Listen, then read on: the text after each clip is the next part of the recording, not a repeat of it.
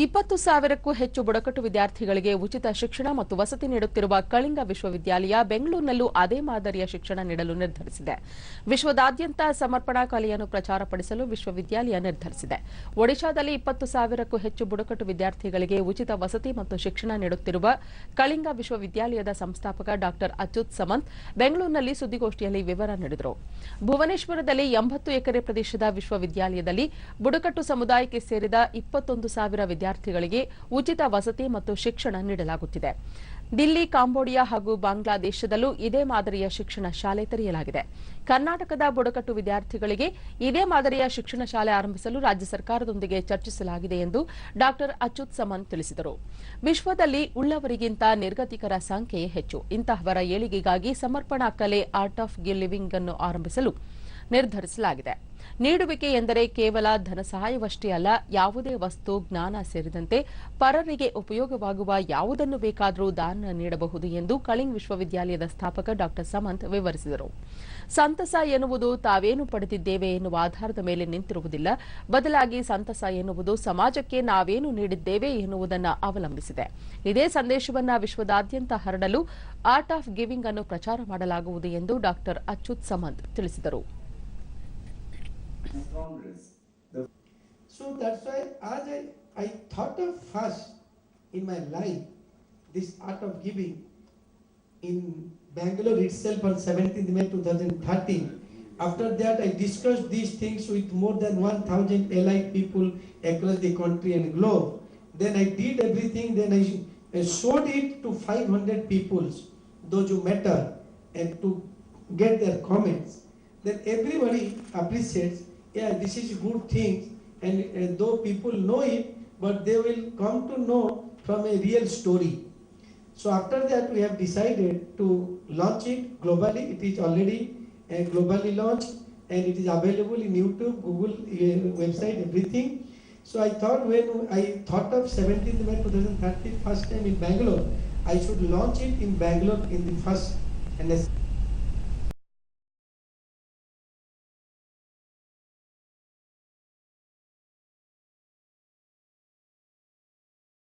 ಒರಿಸ್ಸಾದ ಭುವನೇಶ್ವರದಲ್ಲಿರುವ ಕಳಿಂಗ ಕೈಗಾರಿಕಾ ತಂತ್ರಜ್ಞಾನ ವಿಶ್ವವಿದ್ಯಾನಿಲಯ ಆಯೋಜಿಸಿರುವ ಗಣಕೀಕರಣ ಮತ್ತು ಅಂತರ್ಜಾಲ ತಂತ್ರಜ್ಞಾನ ಕುರಿತ ಅಂತಾರಾಷ್ಟ್ರೀಯ ಸಮಾವೇಶ ಬೆಂಗಳೂರಿನಲ್ಲಿಂದು ನಡೆಯಿತು. ಸಮಾವೇಶ ಉದ್ಘಾಟಿಸಿದ ರಾಜ್ಯಪಾಲ ರಾಮೇಶ್ವರ್ ಠಾಕೂರ್, ಅಂತಾರಾಷ್ಟ್ರೀಯ ವಿದ್ಯುನ್ಮಾನ ಸಂಸ್ಥೆಗಳು ಕೈಜೋಡಿಸಿರುವ ಈ ಸಮಾವೇಶ ಮಹತ್ವದ್ದಾಗಿದೆ. ತಾಂತ್ರಿಕ ಮತ್ತು ವೃತ್ತಿ ಶಿಕ್ಷಣದಲ್ಲಿ ಕಳಿಂಗ ಕೈಗಾರಿಕಾ ತಂತ್ರಜ್ಞಾನ ವಿಶ್ವವಿದ್ಯಾಲಯದ ಕೊಡುಗೆ ಅಭಿನಂದನೀಯ ಎಂದು ಹೇಳಿದರು.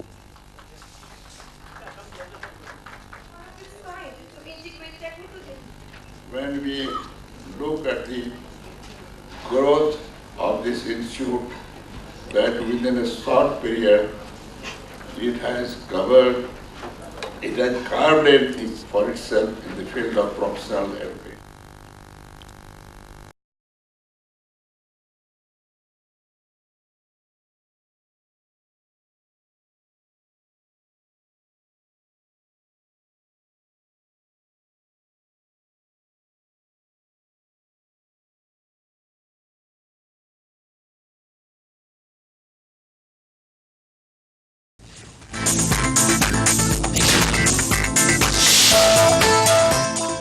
ಒರಿಸ್ಸಾ ರಾಜ್ಯ ಬುಡಕಟ್ಟು ಜನರ ಬೀಡು. 10 ಹಲವು ಐತಿಹಾಸಿಕ ತಾಣಗಳು ಇಲ್ಲಿವೆ. ಪುರಿ ಜಗನ್ನಾಥ ದೇವಾಲಯ, ಸೂರ್ಯ ದೇಗುಲ ಹಾಗೂ ಅಶೋಕನ ಶಾಂತಿ ಸ್ತೂಪಗಳು ಒರಿಸ್ಸಾದ ಧಾರ್ಮಿಕ ಸಮನ್ವಯತೆಗೆ ಸಾಕ್ಷಿಯಾಗಿವೆ.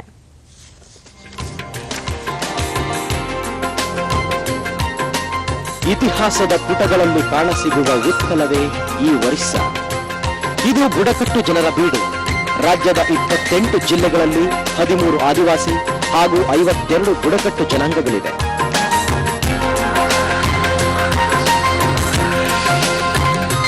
ಪ್ರಾದೇಶಿಕ ಸೊಗಡನ್ನು ಸಾರುವ ಕಟಕ್ ಒಂದೆಡೆಯಾದರೆ ಹೈಟೆಕ್ ಸಂಸ್ಕೃತಿ ಬಿಂಬಿಸುವ ಭುವನೇಶ್ವರ ಮತ್ತೊಂದೆಡೆ. ಇಲ್ಲಿನ Kalinga institute of social science ಇಡೀ ದೇಶಕ್ಕೆ ಮಾದರಿ.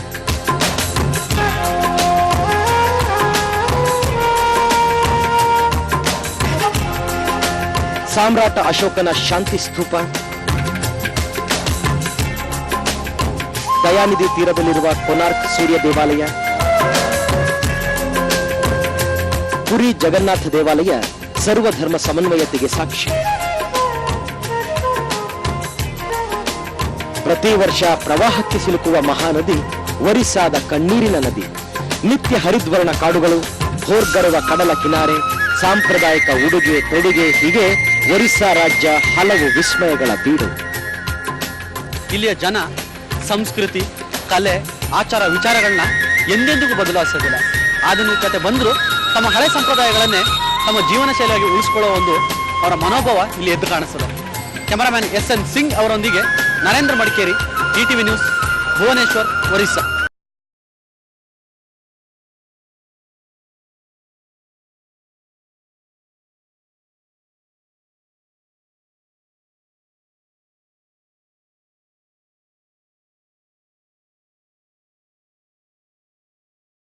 ಲಂಡನ್ನಲ್ಲಿ ಕ್ರಿಕೆಟ್ನಷ್ಟೇ ಜನಪ್ರಿಯ ಆಟ ರಗ್ಬಿ. ಇದು ಭಾರತದಂತಹ ಮುಂದುವರಿಯುತ್ತಿರುವ ರಾಷ್ಟ್ರಗಳಿಗೆ ಹೊಸ ಕ್ರೀಡೆ. ಒರಿಸ್ಸಾದ ಕಾಡು ಮೇಡುಗಳಲ್ಲಿ ಜನಿಸಿದ ಗಿರಿಜನ ಮಕ್ಕಳು ಇಂತಹ ಅಪರೂಪದ ಕ್ರೀಡೆಯಲ್ಲಿ ಹೊಸ ಅಧ್ಯಾಯ ಬರೆಯಲು ಆರಂಭಿಸಿದ್ದಾರೆ. ಇದೇ ಮೊದಲ ಬಾರಿಗೆ ಭಾರತೀಯ ತಂಡವೊಂದು ಅಂತಾರಾಷ್ಟ್ರೀಯ ರಗ್ಬಿ ಪಂದ್ಯಾವಳಿಯಲ್ಲಿ ಪಾಲ್ಗೊಳ್ಳುತ್ತಿದೆ. ಈ ತಿಂಗಳ 12ರಂದು ಲಂಡನ್ನಲ್ಲಿ ಪಂದ್ಯಾವಳಿ ನಡೆಯಲಿದ್ದು, ಒರಿಸ್ಸಾದ ಕಳಿಂಗ ಸಮಾಜ ವಿಜ್ಞಾನ ಸಂಸ್ಥೆಯ ಜಂಗಲ್ ಕ್ರೋ ತಂಡ ಇಂದಿನಿಂದ ಕೋಲ್ಕತ್ತಾದಲ್ಲಿ ಕಠಿಣ ತಾಲೀಮಿನಲ್ಲಿ ತೊಡಗಲಿದೆ. ಈ ಕುರಿತು ನಮ್ಮ ವಿಶೇಷ ಪ್ರತಿನಿಧಿ RH ನಟರಾಜ್ ಅವರ ವಿಶೇಷ ವರದಿ.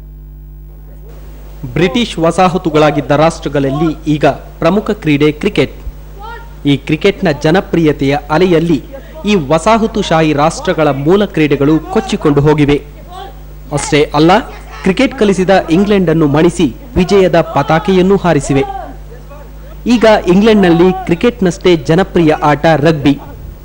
ಇದೊಂದು ರೀತಿಯ ದೇಹವನ್ನು ದಂಡಿಸುವ ಆಟ. ಭಾರತದಲ್ಲಿ ಈ ಆಟ ಈಗಷ್ಟೇ ಜನಪ್ರಿಯತೆಗೊಳ್ಳುತ್ತಿದೆ. ಪಶ್ಚಿಮ ಬಂಗಾಳದ ಹಲವು ಪ್ರದೇಶಗಳಲ್ಲಿ ಫುಟ್ಬಾಲ್ ರೀತಿ ಈ ಆಟ ಆಡಲಾಗುತ್ತಿದೆ. ಇದಕ್ಕೆ ಪ್ರತ್ಯೇಕ ಅಕಾಡೆಮಿ ಸಹ ಸ್ಥಾಪನೆಯಾಗಿದೆ. ಆದರೆ ಭಾರತದ ಯಾವುದೇ ತಂಡ ಇಲ್ಲಿಯವರೆಗೂ ಇದರಲ್ಲಿ ಅಂತಾರಾಷ್ಟ್ರೀಯ ಮಟ್ಟದ ಪಂದ್ಯಗಳನ್ನು ಆಡಿಲ್ಲ. ಈಗ ಒರಿಸ್ಸಾದ ಭುವನೇಶ್ವರದಲ್ಲಿರುವ ಕಳಿಂಗ ಸಮಾಜ ವಿಜ್ಞಾನ ಸಂಸ್ಥೆಯಲ್ಲಿ ಕಲಿಯುತ್ತಿರುವ ಗಿರಿಜನ ಬಾಲಕರು ಇದರಲ್ಲಿ ಸಾರಥ್ಯ ಸಾಧಿಸಲು ಮುಂದಾಗಿದ್ದಾರೆ. ಕಾಡುಗಳಲ್ಲಿ ವಾಸಿಸುತ್ತಾ ಔಪಚಾರಿಕ ಶಿಕ್ಷಣಕ್ಕಾಗಿ ನಾಡಿಗೆ ಬಂದಿರುವ ಈ ಮಕ್ಕಳು ತಮಗೆ ರಕ್ತಗತವಾಗಿ ಬಂದಿರುವ ದೇಹದಾಢ್ಯ ಬಳಸಿಕೊಂಡು ರಗ್ಬಿಯಲ್ಲಿ ಪರಿಣತಿ ಪಡೆದಿದ್ದಾರೆ. ಈ ಮಕ್ಕಳಿಗೆ ರಗ್ಬಿ ಕಲಿಸಲು ದೊರೆತ ಪ್ರೇರಣೆಯೇ ವಿಶೇಷ ಎನ್ನುತ್ತಾರೆ ತಂಡದ ತರಬೇತುದಾರರಾದ ವಿಕಾಸ್ ಚಂದ್ರ ಮುಖರ್ಜಿ. अभी वो ट्राइबल बच्चे अभी अंडर-14 इंटरनेशनल रग्बी टूर्नामेंट खेलने के लिए यूके जा रहे हैं. यूके में खेलेंगे. मेरा पहला ये सोचा मैंने कि हमारा देश में तो रग्बी इतना पॉपुलर नहीं है, वो नया गेम है, फॉरेन में ज़्यादा लोग खेलते हैं, इसलिए मैंने सोचा वो रग्बी उनको खिलाएंगे.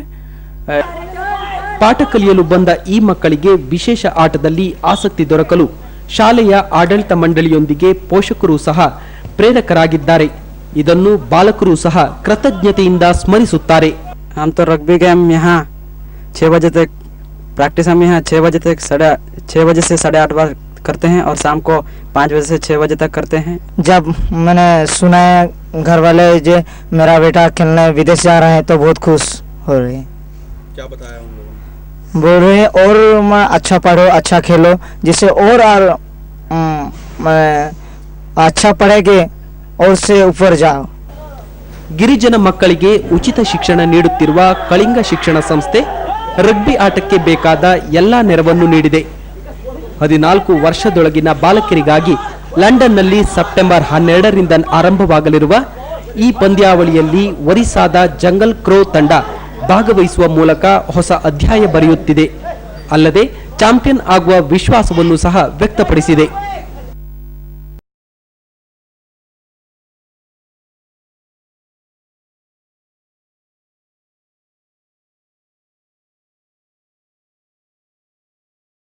ಶಿಕ್ಷಣ ರಂಗದಲ್ಲಿನ ಕ್ಷೇತ್ರಕ್ಕಾಗಿ ಅಪಾರವಾಗಿ ಶ್ರಮಿಸಿದ ಸಾಮಾನ್ಯ ವ್ಯಕ್ತಿಯ ಸಾಧನೆ, ಸಾಮಾಜಿಕ ಬದ್ಧತೆ ಜೊತೆಗೆ ಶಿಕ್ಷಣದೆಡೆಗೆ ನಿಸ್ವಾರ್ಥ ಪ್ರೇಮದಿಂದಾಗಿ ಶಿಕ್ಷಣ ರಂಗದಲ್ಲಿ ಕ್ರಾಂತಿ ಮಾಡಿದ್ದಾರೆ doctor Achyutananda Samantha.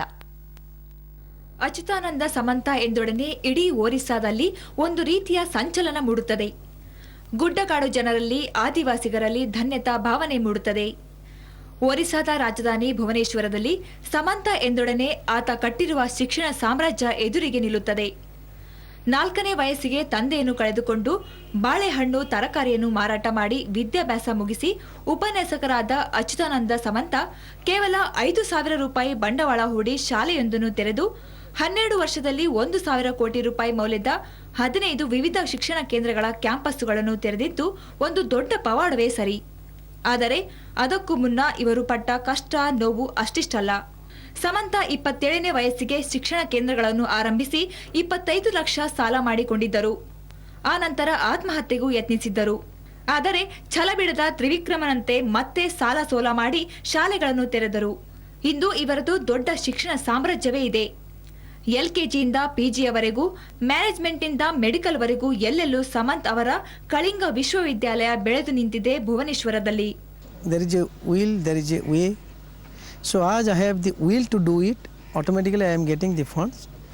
But funds I am getting from some well-wisher etc. as donation and also from my own organizations. We are in principle resolved to extend some funds for the social cause. And it is a very good, noble cause and social cause. 42ರ ಹರೆಯದ ಸಮಂತ ಅವಿವಾಹಿತರಾಗಿಯೇ ಉಳಿದಿದ್ದಾರೆ. ಅಣ್ಣ ಅಕ್ಕಂದಿರ ಮದುವೆ ಮಾಡಿದ್ದಾರೆ. ಗಿರಿಜನರ ಮಕ್ಕಳಿಗಾಗಿ ವಿಶೇಷ ಶಾಲೆಯೊಂದನ್ನು ಸ್ಥಾಪಿಸಿದ್ದಾರೆ. 1,000 ಕೋಟಿ ರೂಪಾಯಿ ಮೌಲ್ಯದ ಶಿಕ್ಷಣ ಸಾಮ್ರಾಜ್ಯ ಕಟ್ಟಿದ್ದರೂ ಇದುವರೆಗೂ ಬಾಡಿಗೆ ಮನೆಯಲ್ಲೇ ಇವರ ವಾಸ. ಸ್ವಾರ್ಥವಿಲ್ಲದೆ ಕೆಲಸ ಮಾಡಿದರೆ ಎಲ್ಲವನ್ನೂ ಸಾಧಿಸಬಹುದೆಂಬುದು ಸಮಂತ ಅವರ ಸಿದ್ಧಾಂತವಾಗಿದೆ. ಇದೊಂದು ರವೀಂದ್ರನಾಥ್ ಟ್ಯಾಗೋರ್ ಅವರು ಆರಂಭಿಸಿದಂತಹ ಶಾಂತನಿಕೇತನಂತಹ ಒಂದು ಸಂಸ್ಥೆ. ಇಲ್ಲಿ ಒರಿಸ್ಸಾದ ಸಾವಿರಾರು ಗುಡ್ಡಗಾಡು ಪ್ರದೇಶದ ಮಕ್ಕಳು ಉಚಿತ ಶಿಕ್ಷಣವನ್ನು, ವಸತಿಯನ್ನು ಇಲ್ಲಿ ಪಡಿತಾ ಇದ್ದಾರೆ.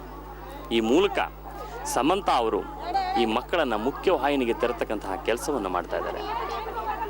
ಕ್ಯಾಮರಾ ಪರ್ಸನ್ ಶ್ರೀನಾಥ್ ಜೊತೆ MN ಚಂದ್ರೇಗೌಡ, ಸುವರ್ಣ ನ್ಯೂಸ್ಗಾಗಿ ಭುವನೇಶ್ವರದಿಂದ.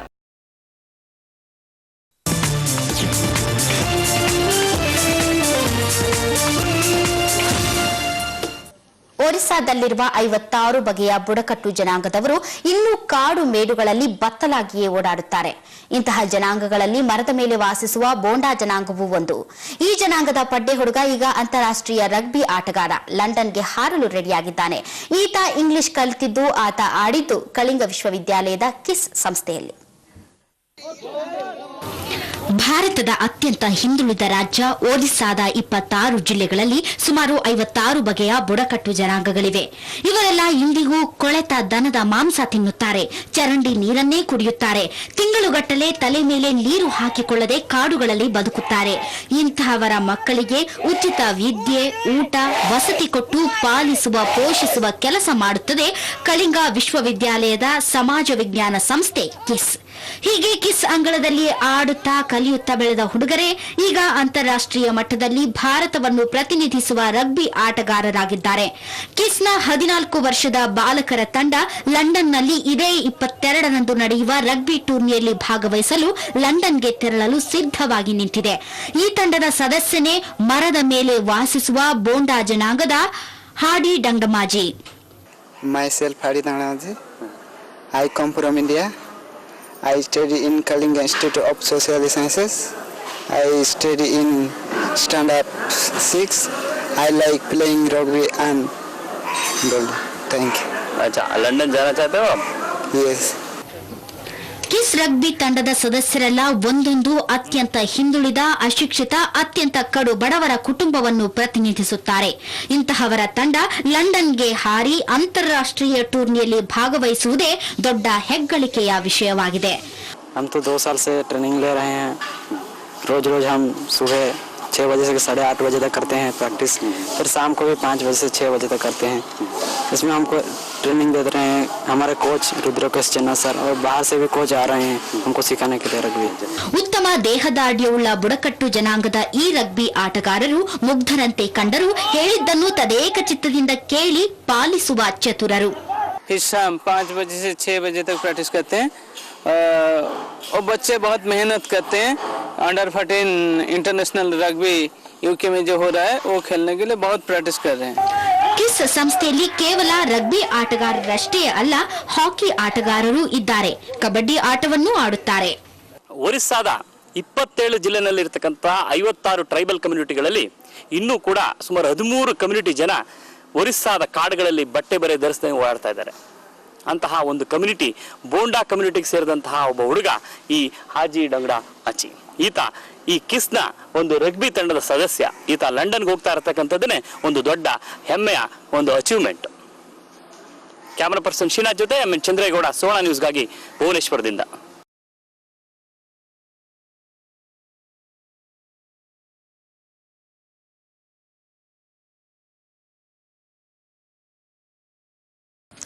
ಭಾರತದ ಅತ್ಯಂತ ಹಿಂದುಳಿದ ರಾಜ್ಯಗಳಲ್ಲಿ ಒರಿಸ್ಸಾ ಕೂಡ ಒಂದು. ಆದಿವಾಸಿಗಳು ಹಾಗೂ ಗಿರಿಜನರೇ ಹೆಚ್ಚಾಗಿರುವ ಈ ರಾಜ್ಯ ಸದಾ ಪ್ರವಾಹ, ಚಂಡಮಾರುತ, ಬರ ಹಾಗೂ ಸಾಂಕ್ರಾಮಿಕ ರೋಗ ರುಜಿನಗಳಿಗೆ ಸಿಲುಕಿ ವರ್ಷವಿಡೀ ಒಂದಲ್ಲ ಒಂದು ಸಮಸ್ಯೆಯಿಂದ ಬಳಲುತ್ತಲೇ ಇದೆ. ಇಂತಹ ರಾಜ್ಯದಲ್ಲಿ ಗಿರಿಜನರ ಮಕ್ಕಳ ಅಭ್ಯುದಯಕ್ಕಾಗಿ ಶ್ರಮಿಸುತ್ತಿದೆ ಕಳಿಂಗ ವಿಶ್ವವಿದ್ಯಾಲಯದ ಸಮಾಜ ವಿಜ್ಞಾನ ಸಂಸ್ಥೆ ಕಿಸ್.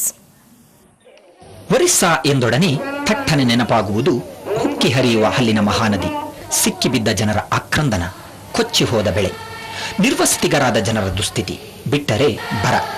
ಇವೆಲ್ಲವೂ ಮುಗಿದರೆ ಚಂಡಮಾರುತ, ಸಾಂಕ್ರಾಮಿಕ ರೋಗಗಳು. ಇಂತಹ ಅತ್ಯಂತ ಹಿಂದುಳಿದ ರಾಜ್ಯದ ರಾಜಧಾನಿ ಭುವನೇಶ್ವರದ ಬಳಿ ಅನಕ್ಷರತೆ ಮತ್ತು ಮೌಢ್ಯಗಳು ತುಂಬಿ ತುಳುಕುತ್ತಿರುವ ಗಿರಿಜನರ ಮಕ್ಕಳ ಕಲ್ಯಾಣಕ್ಕಾಗಿ ತಲೆ ಎತ್ತಿದೆ ಕಳಿಂಗ ವಿಶ್ವವಿದ್ಯಾಲಯದ ಸಮಾಜ ವಿದ್ಯಾಸಂಸ್ಥೆ ಕಿಸ್. ಈ ಸಂಸ್ಥೆಯ ಮುಖ್ಯಸ್ಥ ಅಚ್ಯುತಾನಂದ ಸಮಂತ ಹೇಳುವಂತೆ ಅಕ್ಷರಶಃ ಇದೊಂದು ಮೌನ ಕ್ರಾಂತಿಯ ಕೇಂದ್ರ. ಕಾಡು ಮೇಡುಗಳಲ್ಲಿ ಅಲೆಯುವ ಗಿರಿಜನರ ಮಕ್ಕಳನ್ನು ಕರೆತಂದು ಅವರಿಗೊಂದು ಬಟ್ಟೆ ತೊಡಿಸಿ, ಸ್ಲೇಟು ಬಳಪ ಕೊಟ್ಟು ಸ್ನಾನ ಮಾಡಿಸಿ ಅಕ್ಷರ ಹೇಳಿಕೊಡುವ ಕೇಂದ್ರ ಕಿಸ್. ಒರಿಸ್ಸಾದಲ್ಲಿ 23% ಗಿರಿಜನ ಸಮುದಾಯಕ್ಕೆ ಸೇರಿದ 5,000 ಮಕ್ಕಳಿಗೆ ಇದುವೇ ಮನೆ, ಶಾಲೆ, ಬಂಧು ಬಳಗ ಎಲ್ಲವೂ ಹೌದು. I have come from very poor family. I know what is the real poverty. So when I know what is the real poverty, so when I have got one platform to serve this type of kids, so I have decided to dedicate myself to serve this type of kids. ಇಲ್ಲಿ ನಡೆಯುವ ಎಲ್ಲ ಚಟುವಟಿಕೆಗಳು ವಿಸ್ಮಯ ಮೂಡಿಸುತ್ತವೆ. ಸೂರ್ಯೋದಯಕ್ಕೆ ಮುನ್ನ ಇಲ್ಲಿ ಸೇರುವ ಗಿರಿಜನ ವಿದ್ಯಾರ್ಥಿಗಳು ಸಾಮೂಹಿಕ ಪ್ರಾರ್ಥನೆ ಮಾಡಿ ಉಪಹಾರ ಸೇವಿಸುತ್ತಾರೆ. ಆನಂತರ ಆಟ, ಶಾಲೆ. ಒಂದೇ ಕ್ಯಾಂಪಸ್ಸಿನಲ್ಲಿ ವಾಸಿಸುವ ಗಿರಿಜನ ಬಾಲಕ ಬಾಲಕಿಯರಿಗಾಗಿ ಇಲ್ಲಿ ವೃತ್ತಿಪರ ಶಿಕ್ಷಣವನ್ನು ನೀಡಲಾಗುತ್ತದೆ. ಸುಮಾರು 5,000 ಬಾಲಕ ಬಾಲಕಿಯರ ಮೇಲುಸ್ತುವಾರಿಯೇ ಒಂದು ದೊಡ್ಡ ಜವಾಬ್ದಾರಿಯ ಕೆಲಸ. ಇದನ್ನು ಸಮರ್ಥವಾಗಿ ನಿಭಾಯಿಸುತ್ತಿದ್ದಾರೆ Achyutananda Samantha. You see, if the good education will be imparted to this type of children, automatically they will excel like anything and they will be at par with other children. No, regarding reservation, I have no comments that I should not tell, because my experience speaks. If this type of children will be given the proper education, they will be also at par with general students. 1ರಿಂದ 10ನೇ ತರಗತಿಯವರೆಗೆ ಗಿರಿಜನ ಮಕ್ಕಳಿಗೆ ಉಚಿತ ಶಿಕ್ಷಣ, ಊಟ, ವಸತಿ ಎಲ್ಲವೂ ಲಭ್ಯವಿರುವ kiss ಸಂಸ್ಥೆಯಲ್ಲಿ ಈ ಮಕ್ಕಳು SSLCಯಲ್ಲಿ 100% ಫಲಿತಾಂಶ ಪಡೆಯುತ್ತಿರುವುದೇ ಒಂದು ಹೆಗ್ಗಳಿಕೆ. ಮನುಷ್ಯ ಯಾವುದೇ ಸ್ವಾರ್ಥ ಇಲ್ಲದೇನೆ ಅರ್ಪಣಾ ಮಾನವದಿಂದ ಕೆಲಸ ಮಾಡಿದ್ರೆ ಏನೆಲ್ಲ ಸಾಧನೆ ಮಾಡಬಹುದು ಅನ್ನೋದಕ್ಕೆ ಸಾಕ್ಷಿಯಾಗಿರ್ತಕ್ಕಂಥದ್ದು ಸಮಂತ ಅವರು ಕಟ್ಟಿರತಕ್ಕಂತಹ ಈ ಶಿಕ್ಷಣ ಸಾಮ್ರಾಜ್ಯ. ಇಲ್ಲಿ ಅವರು ಗಿರಿಜನರ ಮಕ್ಕಳಿಗೆ ಶಿಕ್ಷಣವನ್ನು ನೀಡುವ ಮೂಲಕ ಅವರನ್ನು ಮುಖ್ಯವಾಹಿನಿಗೆ ತರತಕ್ಕಂತಹ ಕೆಲಸವನ್ನು ಮಾಡ್ತಾ ಇದ್ದಾರೆ. ಇದು ಎಲ್ಲರಿಗೂ ಕೂಡ ದಾರಿದೀಪ ಆಗಿದೆ. ಕ್ಯಾಮರಾಮನ್ ಶ್ರೀನಾಥ್ ಜೊತೆ MN ಚಂದ್ರೇಗೌಡ, ಸೋಣ ನ್ಯೂಸ್ಗಾಗಿ ಭುವನೇಶ್ವರ.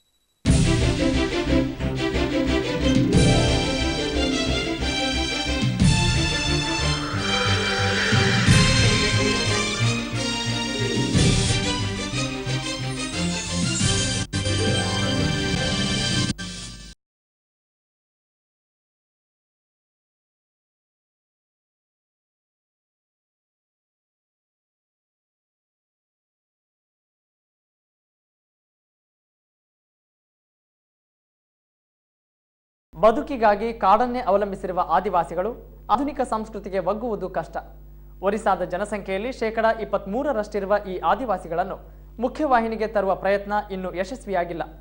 ಆದರೆ ಶಿಕ್ಷಣದಿಂದ ಮಾತ್ರ ಇಂತಹ ಆದಿವಾಸಿಗಳನ್ನು ಸಮಾಜದ ಮುಖ್ಯವಾಹಿನಿಗೆ ತರಬಹುದು ಎಂದು ಭಾವಿಸಿರುವ ಒರಿಸ್ಸಾದ ಕಳಿಂಗ ವಿಶ್ವವಿದ್ಯಾಲಯವು ಈ ಆದಿವಾಸಿಗಳಿಗಾಗಿಯೇ ಉಚಿತ ಊಟ, ವಸತಿಯೊಂದಿಗೆ ಶಿಕ್ಷಣ ನೀಡುವಂತಹ ಒಂದು ಸಂಸ್ಥೆಯನ್ನು ಆರಂಭಿಸಿದೆ. ಇದು ಈಗ ದೇಶದ ಮೊದಲ ಆದಿವಾಸಿ ವಿಶ್ವವಿದ್ಯಾಲಯ ಎಂಬ ಹಿರಿಮೆ ಗಳಿಸುವ ಹಾದಿಯಲ್ಲಿದೆ. ದೇವಾಲಯಗಳ ನಾಡು ಕಳಿಂಗ ಸಾಮ್ರಾಜ್ಯದ ಪತಾಕೆಯನ್ನು ವಿಶ್ವದಾದ್ಯಂತ ಹಾರಿಸಿದ ಒರಿಸ್ಸಾ ಒಂದು ರೀತಿಯಲ್ಲಿ ಆದಿವಾಸಿಗಳ ತವರೂರು. ಇಲ್ಲಿ 52 ಆದಿವಾಸಿ ಸಮುದಾಯಗಳಿದ್ದು ಇದರಲ್ಲಿ 13 ಮೂಲ ನಿವಾಸಿಗಳು. ಈ ಸಮುದಾಯದ ಅಭಿವೃದ್ಧಿಗೆ ಸರ್ಕಾರ ಹಲವು ಯೋಜನೆ ರೂಪಿಸಿದರೂ ಎಲ್ಲವೂ ಆನೆಹೊಟ್ಟೆಗೆ ಅರೆಕಾಸಿನ ಮಜ್ಜಿಗೆ. ಇಂತಹ ಮನೋಭಾವದ ಆದಿವಾಸಿಗಳಿಗೆ ಶಿಕ್ಷಣ ನೀಡುವ ಮೂಲಕ ಅವರನ್ನು ನವ ಸಂಸ್ಕೃತಿಯ ಹರಿಕಾರರನ್ನಾಗಿ ಮಾಡಲು ಒರಿಸ್ಸಾದ ಕಳಿಂಗ ಸಮಾಜ ವಿಜ್ಞಾನ ಸಂಸ್ಥೆ ಸದ್ದಿಲ್ಲದೆ ಪ್ರಯತ್ನ ಆರಂಭಿಸಿ ಈಗ ದೊಡ್ಡ ಸುದ್ದಿ ಮಾಡಿದೆ. ಕಳಿಂಗ ವಿಶ್ವವಿದ್ಯಾಲಯ ಒರಿಸ್ಸಾದ ಆದಿವಾಸಿಗಳಿಗಾಗಿ ಶಿಕ್ಷಣ ನೀಡಲು ಕಳಿಂಗ ಸಾಮಾಜಿಕ ವಿಜ್ಞಾನ ಸಂಸ್ಥೆ ಹೆಸರಿನಲ್ಲಿ ಉಚಿತ ವಸತಿಯೊಂದಿಗೆ ಶಿಕ್ಷಣ ನೀಡುವ ಪ್ರಯತ್ನ ಆರಂಭಿಸಿದೆ. 12 ಮಂದಿ ಗಿರಿಜನರೊಂದಿಗೆ ಆರಂಭವಾದ ಈ ಶಾಲೆಯಲ್ಲಿ ಈಗ 5,000 ಆದಿವಾಸಿ ವಿದ್ಯಾರ್ಥಿಗಳಿದ್ದಾರೆ. 52 ಆದಿವಾಸಿ ಸಮುದಾಯದ ಈ ವಿದ್ಯಾರ್ಥಿಗಳಿಗೆ ಶಿಕ್ಷಣದ ಜೊತೆ ತಮ್ಮ ಸಂಸ್ಕೃತಿಯನ್ನು ಉಳಿಸಲು ಸಂಸ್ಥೆ ಕೈಗೊಂಡ ಪ್ರಯತ್ನದಿಂದಾಗಿ ಹೆಚ್ಚು ಹೆಚ್ಚು ಜನರನ್ನು ಆಕರ್ಷಿಸುತ್ತಿದೆ. ಔಪಚಾರಿಕ ಶಿಕ್ಷಣದೊಂದಿಗೆ ವೃತ್ತಿ ಶಿಕ್ಷಣ ನೀಡುತ್ತಿರುವ ಈ ಶಾಲೆಯನ್ನು ಆದಿವಾಸಿಗಳ ವಿಶ್ವವಿದ್ಯಾಲಯವನ್ನಾಗಿಸಲು ಪ್ರಯತ್ನ ಆರಂಭಗೊಂಡಿದೆ. ಕಾಡಿನಿಂದ ನಾಡಿಗೆ ಬಂದು ಔಪಚಾರಿಕ ಶಿಕ್ಷಣವನ್ನು ಕಲಿಯುತ್ತಿರುವ ಈ ಮಕ್ಕಳಿಗೆ ಈ ದೇವಾಲಯ ಒಂದೇ ತಮ್ಮ ಸಂಸ್ಕೃತಿಯನ್ನು ಉಳಿಸುವಂಥ ತಾಣ. ಸಮರ್ಪಣೆಯ ಕಲೆ, ದಿ ಆರ್ಟ್ ಆಫ್ ಗಿವಿಂಗ್. 1969ರ ಒಂದು ಮುಂಜಾವು ಸುಮಾರು 5 ಗಂಟೆಯ ಹೊತ್ತು ಆ ಪುಟ್ಟ ಮನೆ ಆಕ್ರಂದನ ನೋವಿನ ಮಡುವಿನಲ್ಲಿ ಮುಳುಗಿತ್ತು. 4 ಆ ಬಾಲಕನಿಗೆ ಮನೆಯಲ್ಲಿ ಏನು ನಡೆಯುತ್ತಿದೆ, ಏಕೆ ಎಲ್ಲರೂ ಅಳುತ್ತಿದ್ದಾರೆ ಎಂಬುದು ಅರ್ಥವಾಗದೆ ಪಿಳಿ ಕಣ್ಣು ಬಿಡುತ್ತಾ ನಿಂತಿದ್ದ. ಏನು ಮಾಡಬೇಕು ಮತ್ತು ಮಾಡಬಾರದು ಎಂಬುದನ್ನು ಅರಿಯಲಾಗದ ಅಯೋಮಯ ಸ್ಥಿತಿ ಅವನದು. ಸುಮ್ಮನೆ ಅಮ್ಮ ಮತ್ತು ಮನೆ ಮಂದಿಯ ಮುಖ ನೋಡುತ್ತಾ ನಿಂತುಬಿಟ್ಟ. ಕ್ರಮೇಣ ಆತನಿಗೆ ತಿಳಿದದ್ದು ತನ್ನ ಅಪ್ಪ ಇಹಲೋಕ ತ್ಯಜಿಸಿದ್ದಾರೆ ಎಂದು. ಸಾವು ಎಂಬುದು ಆತನ ಗ್ರಹಿಕೆಯನ್ನು ಮೀರಿದ್ದಾಗಿತ್ತು. ಅವನ ಮುದ್ದಿನ ಅಪ್ಪ ರೈಲ್ವೆ ದುರಂತದಲ್ಲಿ ದಾರುಣವಾಗಿ ಸಾವನ್ನಪ್ಪಿದ್ದರು. ಪತ್ನಿ ಮತ್ತು 7 ಮಂದಿ ಮಕ್ಕಳನ್ನು ಅಗಲಿದ್ದರು. ಆಗ ಆ ದಂಪತಿಯ ಕೊನೆ ಮಗುವಿನ ಪ್ರಾಯ ಕೇವಲ 1 ತಿಂಗಳು, ಹಿರಿಯ ಮಗನಿಗೆ 17ರ ಹರೆಯ. ಅಗಲಿದ ಅಪ್ಪ ಸ್ಥಳೀಯ ಕಾರ್ಖಾನೆಯೊಂದರಲ್ಲಿ ಸಣ್ಣ ಕಾರ್ಮಿಕನಾಗಿದ್ದ. ಭವಿಷ್ಯಕ್ಕೆಂದು ಹಣವನ್ನೇನನ್ನೂ ಆತ ಉಳಿಸಿರಲಿಲ್ಲ. ಹೀಗಾಗಿ 8 ಮಂದಿಯ ಕುಟುಂಬಕ್ಕೆ ಯಾವುದೇ ಆರ್ಥಿಕ ಆಸರೆ ಇರಲಿಲ್ಲ.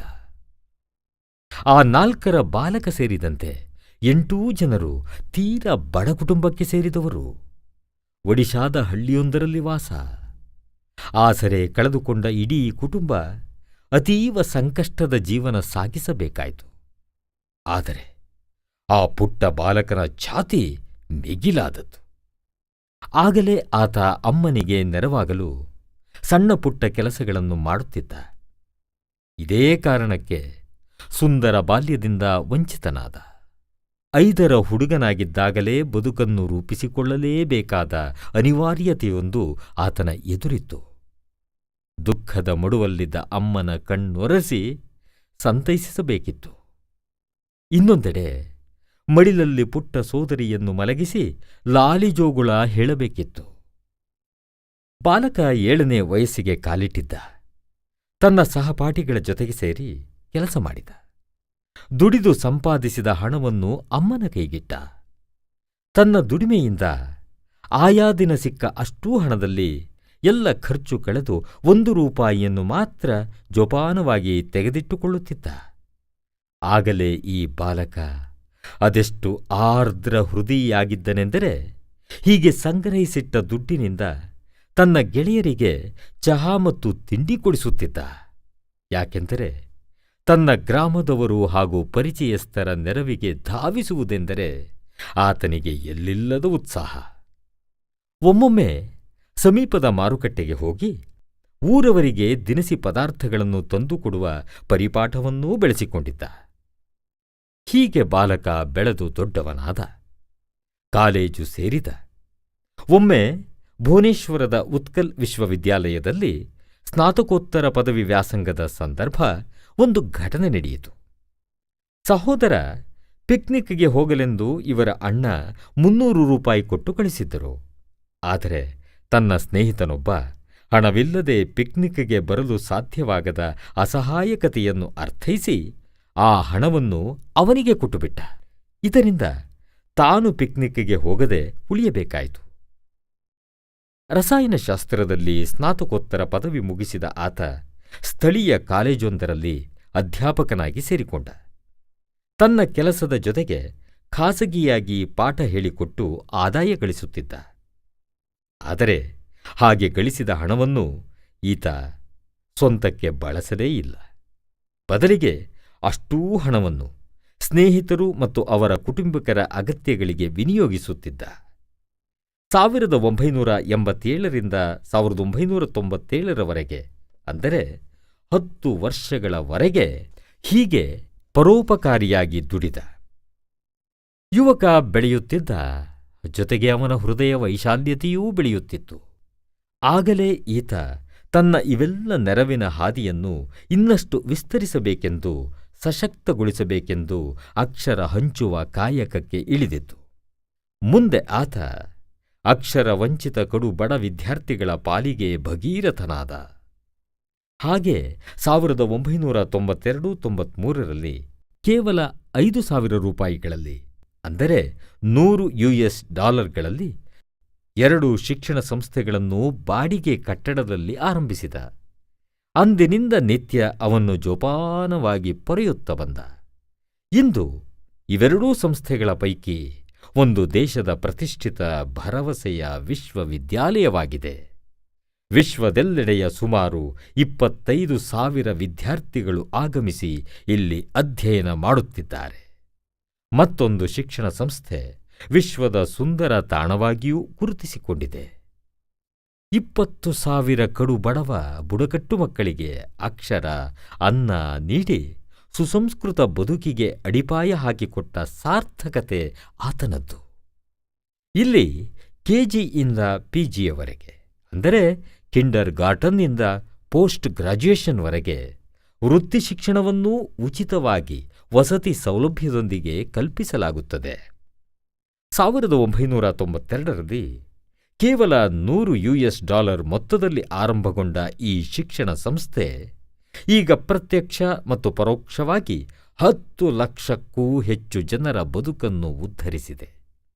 ಈ ಸಂಸ್ಥೆ 2020ರ ವೇಳೆಗೆ 1 ಕೋಟಿ ಜನರ ಮುಖದಲ್ಲಿ ನಗು ಸೂಸುವ ಬಯಕೆಯನ್ನು ಹೊಂದಿದೆ. ಎಷ್ಟೇ ಎತ್ತರ ಬೆಳೆದರೂ ಅವರು ಹುಟ್ಟಿ ಬೆಳೆದ ಕುಗ್ರಾಮವನ್ನು ಮರೆಯಲಿಲ್ಲ.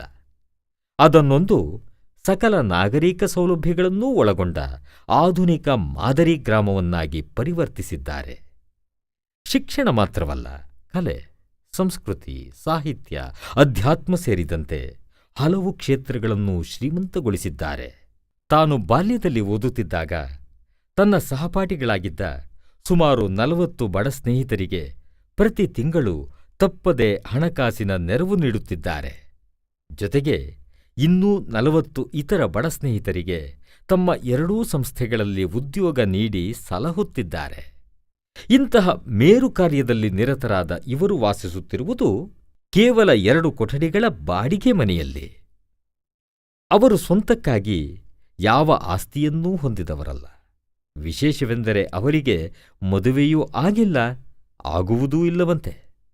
ಅವರ ಬದುಕಿನ ಪರಮ ಗುರಿಯೆಂದರೆ ಜಾತಿ, ಮತ, ಧರ್ಮಗಳ ಭೇದವಿಲ್ಲದೆ ಸಾವಿರಾರು ಮಕ್ಕಳ ಮುಖದಲ್ಲಿ ಮುಗುಳ್ನಗು ಮೂಡಿಸುವುದು. ಬಾಲ್ಯದಿಂದಲೇ ಸಮರ್ಪಣಾ ಸಿದ್ಧಾಂತವನ್ನು ಕರಗತವಾಗಿಸಿಕೊಂಡ ಬಾಲಕನೇ ಇಂದು ಮೇರು ವ್ಯಕ್ತಿಯಾಗಿ ಬೆಳೆದಿದ್ದಾರೆ. ಅರ್ಪಣಾ ಭಾವವೇ ಅವರ ಜೀವನ ಮೌಲ್ಯ. ತಮ್ಮ ಸಾಧನೆ ಮತ್ತು ಕೀರ್ತಿಯನ್ನು ಅವರು ದಿ ಆರ್ಟ್ ಆಫ್ ಗಿವಿಂಗ್ಗೆ ಸಮರ್ಪಿಸುತ್ತಾರೆ. ಈ ಯುವ ಸಾಧಕ ದಿ ಆರ್ಟ್ ಆಫ್ ಗಿವಿಂಗ್ ಎಂಬ ಮಾತಿನಲ್ಲಿ ನಂಬಿಕೆ ಇಟ್ಟು ಅದರಂತೆ ನಡೆಯುತ್ತಿದ್ದಾರೆ. ಅಲ್ಲದೆ ದಿ ಆರ್ಟ್ ಆಫ್ ಗಿವಿಂಗ್ ಎಂಬ ಅಭಿಯಾನವನ್ನು 2013ರ ಮೇ 17ರಂದು ಆರಂಭಿಸಿದ್ದಾರೆ. ಹೀಗೆ ಸಮಾಜದ ಸಮಷ್ಟಿ ಉದ್ಧಾರಕ್ಕೆ ಬದುಕನ್ನೇ ಮುಡುಪಿಟ್ಟ ಯುವಕ ಬೇರೆ ಯಾರೂ ಅಲ್ಲ, ಅಚ್ಯುತ ಸಮಂತ. ದೂರದೃಷ್ಟಿಯುಳ್ಳ ಸಾಮಾಜಿಕ ಉದ್ಯಮಿ, ಸಾಮಾಜಿಕ ಕಾರ್ಯಕರ್ತ, ಶಿಕ್ಷಣ ತಜ್ಞ ಹಾಗೂ ಕೆಐಐಟಿ ಮತ್ತು ಕೆಐಎಸ್ಎಸ್ ಪ್ರತಿಷ್ಠಾನ ಭಾರತ ಮತ್ತು ಕೆಐಎಸ್ಎಸ್ ಪ್ರತಿಷ್ಠಾನ ಯುಕೆಯ ಸಂಸ್ಥಾಪಕರು.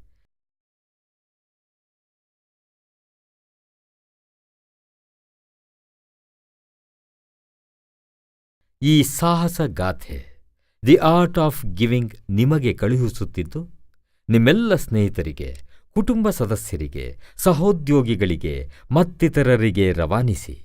ಈ ಸಾಧಕನ ಯಶೋಗಾಥೆ ಎಲ್ಲರಿಗೂ ಪ್ರೇರಣೆ ನೀಡಲಿ. ಜಗತ್ತಿನಲ್ಲಿ ಉತ್ತಮ ಬದುಕು ಸಾಗಿಸಲು ಇದರಿಂದ ಅವಕಾಶಗಳು ದೊರೆಯಲಿ.